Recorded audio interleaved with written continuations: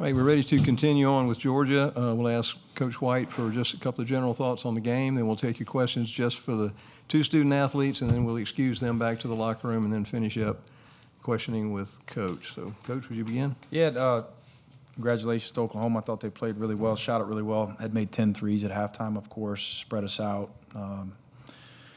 Moved it well, defended well, took some timely charges against us on the interior, played with toughness, played with a high-level sense of urgency. We fought. We did some good things offensively and defensively, not enough, obviously, to advance. Unfortunately, we break the four-game streak that we had. We were hoping to get to 5 in advance. Thought we could really be competitive here in this tournament, and we were, but going home a little bit earlier than we had hoped. That said, this team's accomplished a lot, and we're ready to get a little bit of rest and move on to the next thing, get prepared for the next thing, and feel good about opportunities right around the corner. We're excited for Sunday, and we'll be prepared to go to battle. All right, we'll take questions for either of the student athletes. Raise your hand, and we'll get one of the floor mics to you. Let's go ahead and start second row in the middle. Yeah, Jordan Hill, Dogs 24/7. Question for Asa. It felt like when Silas had to sub out with like 5 minutes left that Oklahoma was able to take advantage. They had like a 14-0 run. What did you feel like was sort of the key to Oklahoma making that run and just the struggles you guys had trying to score, trying to keep up during that run? Yeah, Silas for us, he's an impact on both sides of the court, offensively and defensively. We just didn't key in on our details, and they took advantage of that. Next question, second row. Anthony UJSports.com. Silas, as Coach was kind of saying a second ago, you're sitting here now, you're 20-12. We just went through a crazy season of a crazy schedule. Just kind of what are your thoughts right now as you kind of look back at that and now wait until Sunday to see what happens? I would say, obviously, we took a tough one tonight. You don't never want to lose a game. You always want to win as many as you can. But I would say just looking back over the course of this season, I think we went through a lot of adversity. We had positives and negatives. And I think just going to that I would say that Florida game, like I think we came off 2 4-game losing streaks. Like just to see the guys' morale, I think after we lost to Auburn, like going into that Florida game, on Sunday we had a lift and everybody was still up in great spirits. We were in there chanting together in the weight room. So I think like just this team's camaraderie and the way we came together. In the back half of this season, just being able to go 4-0, I think it was great, man, just to see myself and my team just grow over those couple months. And especially these last few weeks, I think we just made a big jump. And I think although we lost this one, I think we're just looking ahead and seeing where we're going to be and just be ready to go 1-0 at the next chance that we can. All right, next question in the center aisle on second row. Elijah Campbell, WNKT in Columbia. Silas, Oklahoma hit a ton of threes in that first half, and it looked like they were really moving the ball well. Just from a defender's perspective, what were they doing really well to kind of create a lot of those open looks? I would just say they kind of went 4 guards around 1 big. They kind of started spreading us out. He started early. I think they hit – Fierce hit a couple tough shots, and Moore hit a couple tough shots. Obviously Moore has been shooting the piss out of it lately, him and Fierce. So I think they just capitalized on some of our mistakes. As a defender, it's hard. I thought I'm a guy that's a high-level defender, just seeing those shots go in. But at some point you have to give something up, and I think they capitalized on us just being able to hit those shots. And like I said, they hit big-time shots. They hit 10 in the first half, so obviously, you got to live with something, and credit to those guys working on their game. You don't never want to knock anybody, but credit those guys. They stepped up and hit big-time shots. Next question, second row. Yeah, Silas, another productive game for you offensively. What did you feel like was working on that end for you tonight? I just felt like just being aggressive. I think when I'm aggressive towards the start of those games, a lot of teams have to kind of change their coverages, and that opens up everybody else to have more opportunities. Like I think a lot of teams have just changed with our flow after they make a bucket, just having to put 2 on the ball. That opens up other teammates. Like I think a couple times I was able to hit Samto, Asa in a short roll and be able to create those disadvantages on the backside for the defense. So I think just coming out being aggressive and then just being confident in myself and believing in myself, knowing that I had to command so much attention, it makes it easier for the guys on my team. Good time for one more question. We'll take it right here on the second row on the left. Mike Griffith, Atlanta Journal-Constitution, Dog Nation for Ace. I guess is your first taste of tournament action, albeit a league tournament. Can you just talk about playing in this sort of environment, the SEC tournament? Yeah, it's just a great opportunity to play the game I love with my brothers. Unfortunately, we didn't go as far as we wanted to. But, I'm just blessed to be here, and we'd rather take this knock now than a knock on in the NCAA tournament. So we're going to use this as fuel to the fire and get back to it. All right, we'll excuse the student athletes. You can return to the locker room. And we'll continue on with questions for Coach White. So raise your hand and we'll get one of the remote mics to you. Start center aisle, second row. Yeah, Mike, kind of the same question I asked Asa. It seemed like when Silas had to sub out with his fourth foul, it kind of just changed the offense. Just how detrimental was that, especially with the game on the line right there? It certainly didn't help us when Silas went out, but he had fouls because of Oklahoma's offense, their ability to draw fouls, put pressure on the rim and our entire defense. We've had times, though, when Silas is out of the game where it's flowed a little bit better for us offensively, and tonight it was a combination of things, offensively and defensively, for them to make that run when he was out. Our backcourt collectively is better than we played tonight, and it's got to be better next week. But I thought that he and Blue did some good things. I thought both of them played well. And I thought Asa was Asa, with a tremendous motor. You look down, and tonight was another example of thinking post-game. The ball didn't touch his hands a lot for obvious reasons. We tried to they play small for 72 hours. It's about pounding the thing in the post and getting paint touches and drawing fouls, and we got to get it in there, and you rep it and rep and rep it. And they did a really good job of limiting our bigs' touches at the rim, him in particular. And then when they did get it, they took a few charges on us, on the interior where, again, we're trying to take advantage of our size, and we just couldn't. It was a huge factor in the game. Circling back to my initial point with Asa, you feel like he didn't touch it much, but then he goes and gets 8 offensive rebounds. When you look at the stat sheet, 17 rebounds total. It just speaks to his motor, his intensity level, in a game where we're calling plays for him and couldn't get it to him. Just didn't do a great job passing the basketball to the interior. We'll continue to work on it. Next question, second row in the middle.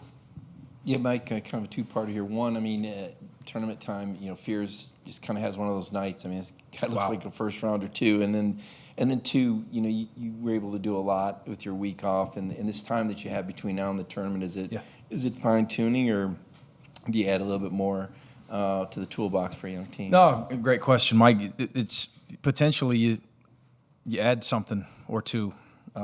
I should just go on record in case anyone watches this and just talk about all the different zones we're going to throw in and all the stuff that the next opponent's got to prepare for. But more importantly, it is fine tuning. For instance, you run a play and you run across screen to throw it into Asa, and you've got a guard with a save bounce on the wing and he's open, and didn't have enough poise just to wait for him to be a little bit more open. And we're throwing it to the guy at the top of the key who's not open. Little things like that. We had a post pass early in the game where Fears got a steal off not holding a seal. He was on one side of our post offensive player, and we should have thrown the ball to the other side, away from the defender. We're a team that has struggled with passing it, with value in it all year. We've gotten better. We're sitting here with 12. We had 12 turnovers tonight, which is a lot better than we had earlier in the season, of course. And 12 was enough for us. But they're 12 threes, of course. And their ability to get downhill, especially late when they got us in all the switches, which was out of necessity for us just to try to slow them down. They got a little bit stagnant there at times in the second half, but we felt the necessity to do that. Late first half, we just they put us in peril with hitting their bigs on shorts and dives, and Wagyu, I thought, did a really good job. Moore's terrific, and I'm rambling about all kinds of stuff, Mike, I apologize, but Moore's an underrated guy in his ability to stretch you offensively as like a big guard, and he doesn't get exposed defensively. You know, he's battling with our 6'10s and holding his own, you know, to a certain extent. So he's a really valuable guy for the Sooners, and they're a good team. And I guess just Fears. I mean, Fears, I'm sorry. Fantastic. Like that, what can you do? Oh my goodness, the separation live bounce threes are one thing, and he hit, I want to say, a couple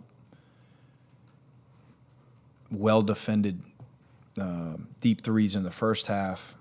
I don't know what he did there in the second half from three, but then he draws you out there a little bit deeper. You know, you push up on him, and then he's got a burst, but he's got great strength. You know, for a point guard, he's a wide-bodied, strong kid who has a high-level ability to finish. I mean, he made some individual plays against a pretty good defensive team. I mean, I shouldn't say pretty good. We're a good defensive team, and he made some big plays in isolations there in the second half. Just couldn't get enough stops. Got time for a couple more questions. Let's go to the center aisle on the second row there, third row. Elijah Campbell from WNKT in Columbia. Coach, you mentioned the small ball lineup giving you trouble. Silas kind of mentioned it too. On the defensive side of the ball, what's something I guess you wish you guys maybe did a little differently to try to either maybe contest some of those threes, or maybe try to avoid some of the issues that they're facing? Defensively for us, that's a tricky one. I don't have a great answer for you. I mean, if we were heavier in the gaps, they would have got more threes off. They hit 12 threes. If we screamed about disallowing, negating threes, making shooters bounce the ball more than we did, they would have had more layups. I mean, they just, when they were in space, they got to the rim, made plays, Fears in particular. When you got a guy in a rhythm like that, who's playing with that level of confidence, is making those type plays, and the level of diversity in those plays, you know, post bounce, 15-foot fades, 25-foot separation threes, drawing fouls, shot fake, pivot, step through, draw another foul, get to the rim with his speed. Then you overhelp. Let's keep him out of the paint. And then Moore hits a couple threes on. They're just really, when they're in that type of rhythm, they're really tough to defend, you know. And you go into halftime with them having hit 10 threes, just didn't get off to a great start. That said, when we watched them closely at halftime, they had a couple like really good looks. Their first three was off of missed rotation right across from our bench. It was a mistake on us. That said, the reason we didn't rotate was because we would have had to leave number 2, and I don't want to butcher his Godin, who's a terrific shooter in his own right. So they just put you in peril with some of those things, and with the number of shooters that they have. Middle ball screens with Wagyu, I believe is how you pronounce his name. He's terrific at separating from his defender, to sprint to a ball screen and then separating to dive to the rim. Made good decisions in some of those short rolls, and he's got really good speed. And they've got senior veteran guards in Miles and Elvis who they can go create one. I want to say Elvis hit a huge one at the end of a really tough possession for us, a really good defensive possession that ended in a made three.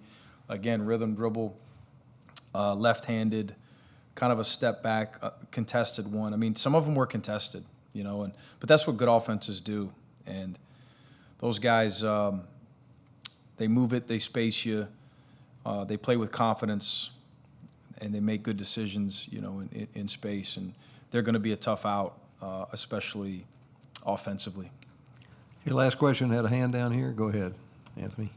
And Mike, I know it won't become official till Sunday, but what making the NCAA tournament mean for your team, your program in the third year? That would be incredible. That's what it's all about. That's why we all came to Georgia, all of us, to build something. And we just lost to an NCAA tournament team who has the potential to beat most teams in the country. And analytically, it's our worst loss. I mean, think about that. That's how good our league is. That's how good our schedule's been. We went in today in the SEC tournament, and of all the teams that played today, the metrics will tell you that we're the best team. The numbers will tell you that. Obviously, we just got beat, you know, by a team that played better than we did. And I hope that they make a great run. I hope all of our SEC teams make a big run here in March. But the level of opponents that we've played all year, the fact that we got 20 in the regular season, the fact that we played Marquette pretty close, you beat St. John's, you win your last 4, you're playing as well coming to the SEC tournament as anyone in the SEC, in the best league in the history of college basketball. Our metrics are terrific. We continue to improve throughout the entire year. We've got a ton of youth and not much winning experience. And these guys learned how to obtain some of that winning experience. And I'm proud for our group. It's my favorite group I've ever been around.